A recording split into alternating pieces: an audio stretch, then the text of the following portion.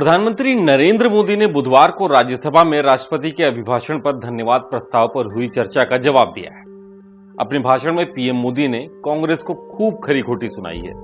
इस दौरान कांग्रेस को कई बार संविधान का पाठ पढ़ाया और कहा कि संविधान की बात करने वाली कांग्रेस ने ही संविधान का हमेशा माखौल उड़ाया है। मोदी ने कहा कि कांग्रेस अब भी फेक नैरेटिव चलाती है। मोदी ने अपने भाषण में 1977 के चुनाव का भी जिक्र किया। मोदी ने कहा कि जब अखबार बंद थे, रेडियो बंद थे, बोलना भी बंद था, तब एक ही मुद्दे पर देशवासियों ने वोट दिया था, लोकतंत्र की पुनर्स्थापना के लिए, संविधान की रक्षा के लिए। पूरे विश्व में इससे बड़ा चुनाव कभी नहीं हुआ था। कांग्रेस को आपातकाल का दोषी बताते हुए प्रधानमंत्री मोदी ने 3 विशेष संविधान संशोधनों का जिक्र किया और इसी में से एक ऐसा संविधान संशोधन भी है जिसे मिनी कॉन्स्टिट्यूशन कहा जाता है। मतलब हमारे संविधान में एक ऐसा नियम जिसे मिनी कॉन्स्टिट्यूशन तक का दर्जा दे दिया गया है। तो क्या है मिनी कॉन्स्टिट्यूशन? पीएम मोदी ने कांग्रेस की सरकार के कौन से 3 संविधान संशोधनों का जिक्र किया, आज हम इसे समझेंगे। नमस्कार, मेरा नाम है अभिषेक पांडे और आप देख रहे हैं डेली लाइन एक्सप्लेनर। प्रधानमंत्री नरेंद्र मोदी ने राज्यसभा में राष्ट्रपति के अभिभाषण पर धन्यवाद प्रस्ताव का जवाब देते हुए अपनी सरकार की तमाम उपलब्धियां गिनाई।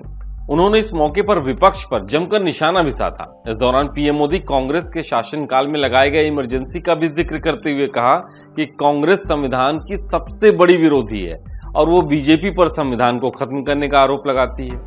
पीएम मोदी ने आगे कहा कि संविधान की आत्मा को छिन्न भिन्न करने का पाप इन्हीं लोगों ने किया है।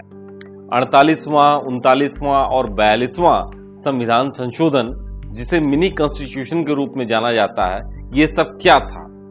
तो ऐसे में कांग्रेस के मुंह से संविधान की रक्षा का शब्द शोभा नहीं देता है, ये प्रधानमंत्री ने सवाल उठाया।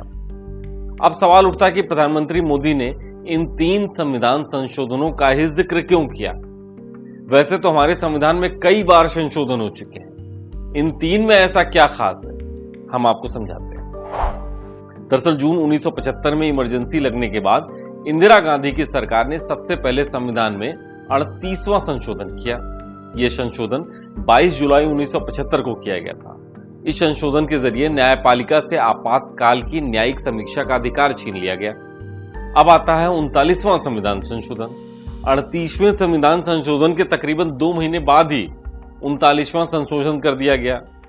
इस संशोधन के मुताबिक प्रधानमंत्री के चुनाव की जांच सिर्फ संसद की तरफ से गठित कमेटी ही कर सकती थी। 39वां संशोधन इसलिए किया गया क्योंकि इलाहाबाद हाईकोर्ट ने इंदिरा गांधी का चुनाव रद्द कर दिया था।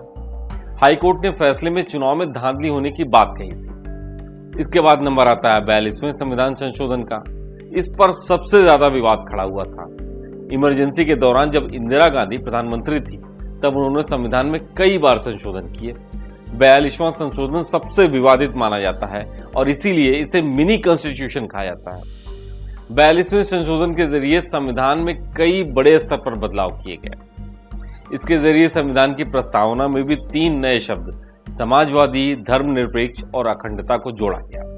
इन शब्दों को जोड़ने के पीछे तर्क दिया गया कि देश में धार्मिक, सामाजिक और आर्थिक तौर पर विकसित करने के लिए ये बेहद जरूरी है। 1976 में हुए 42वें संशोधन में सबसे अहम बात यह थी कि किसी भी आधार पर संसद के फैसले को अदालत में चुनौती नहीं दी जा सकती थी। इसके साथ ही सांसदों और विधायकों की सदस्यता को भी कोर्ट में चुनौती नहीं दी जा सकती थी। संसद का कार्यकाल भी 5 साल से बढ़ाकर 6 साल कर दिया गया था। 42वें संशोधन के प्रावधानों में से एक मौलिक अधिकारों की तुलना में राज्य के नीति निर्देशक तत्व को वरीयता देना भी था। इस कारण किसी भी व्यक्ति को उसके मौलिक अधिकारों से वंचित किया जा सकता था। इतना ही नहीं, केंद्र सरकार को यह भी शक्ति मिल गई थी कि कानून व्यवस्था बनाए रखने के लिए वो किसी भी राज्य में सैन्य या पुलिस बल भेज सकती थी। 1977 में केंद्र में जनता पार्टी की सरकार आने के बाद 44वें संविधान संशोधन के जरिए 42वें अमेंडमेंट को रद्द कर दिया गया।